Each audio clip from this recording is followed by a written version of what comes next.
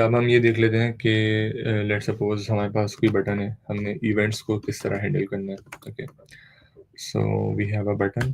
Button के ऊपर मैंने लिखा क्लिक मी।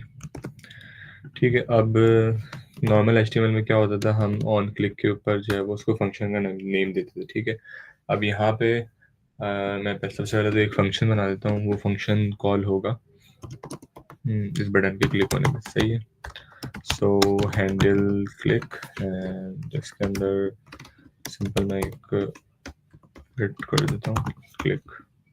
ठीक है, अच्छा, अब यहाँ पे ऑन क्लिक की जो प्रॉप है। ठीक है, सो अब मैंने जैसा कि कहा था कि अब रिएक्ट में हम थोड़ा सा रिएक्ट की टर्मिनोलॉजीज को यूज़ करेंगे। ठीक है, सो प्रीवियसली हम इसको एट्रीब्यूट कह रहे थे, अब क्योंकि हम रिएक्ट पढ़ रहे हैं तो हम इसको जो है वो प्रॉप का नाम दे रहे हैं। ठीक है, सो अब इस हैंडल क्लिक को आपने यहाँ पे ऑन क्लिक को दे देना है। सही है, अब अगर आप यहाँ पे फंक्शन वाले ब्रैकेट से इसको कॉल कर देंगे, सो जब ये ऐप कंपोनेंट जो है वो रेंडर होगा तो यहाँ पे प्रॉब्लम ये आएगी कि हैंडल क्लिक का फंक्शन जो है इमीडिएटली कॉल हो जाएगा। ठीक है, मैं सेव करता हूँ। देखें, अब मैंने इसको हालांकि ऑन क्लिक पे हैंडल क्लिक को कॉल करने का कहा है, लेकिन ये इमीडिएटली कॉल हो जाता है। सही है, सो रिएक्ट में इससे बचने के लिए आप जो है एक ये काम कर सकते हैं, या तो हम इसके जो है वो फंक्शन कॉल करने वाले जो ब्रैकेट्स होते हैं वो हटा देंगे। सही है, सो उससे ये होगा कि जब फर्स्ट टाइम ऐप का कंपोनेंट जो है वो रेंडर होगा, सो इस हैंडल क्लिक का सिर्फ रेफरेंस जो है वो ऑन क्लिक को चला जाएगा, और जब ये ऑन क्लिक कॉल होगा तब ये हैंडल क्लिक पे चला जाएगा। ठीक है, अगर मैं इसको डायरेक्टली कॉल कर दूंगा तब ये मसला होगा कि जब ये सारा डोम जो है वो रेंडर होगा, तब ये रेंडर होते हुए इस फंक्शन को भी एग्जीक्यूट करता हुआ चला जाएगा और ये फंक्शन इमीडिएटली एग्जीक्यूट हो जाएगा। ठीक है, बट हमने क्योंकि इसको हम चाहते हैं कि ऑन क्लिक के ऊपर ये फंक्शन एग्जीक्यूट हो, डेट्स वाई हम इसको यहाँ से फंक्शन कॉलिंग के ब्रैकेट्स को रिमूव कर देंगे। ठीक है, तो अब यहाँ पे जब मैं इसको क्लिक करूँगा तो आप देख सकते हैं ये फंक्शन कॉल हो रहा है। ठीक है, अब ऑब्वियसली इस फंक्शन के अंदर आप जो भी फंक्शनलिटी चाहें अचीव कर सकते हैं।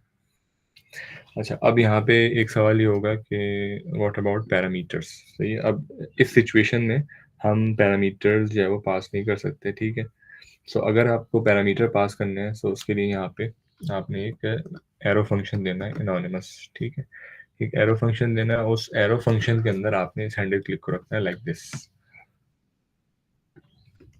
अब यहाँ से आप कोई भी पैरामीटर पास कर सकते हैं, जैसे मैंने यहाँ पे एक स्ट्रिंग पास किया ABC, सो इसको मैंने यहाँ पे रिसीव किया पैरम, देन इसको मैं यहाँ पे अलर्ट में शो कर देता हूँ। So it should alert click and then ABC। Let's check it out. ठीक है, यहाँ पे आ गया क्लिक ABC।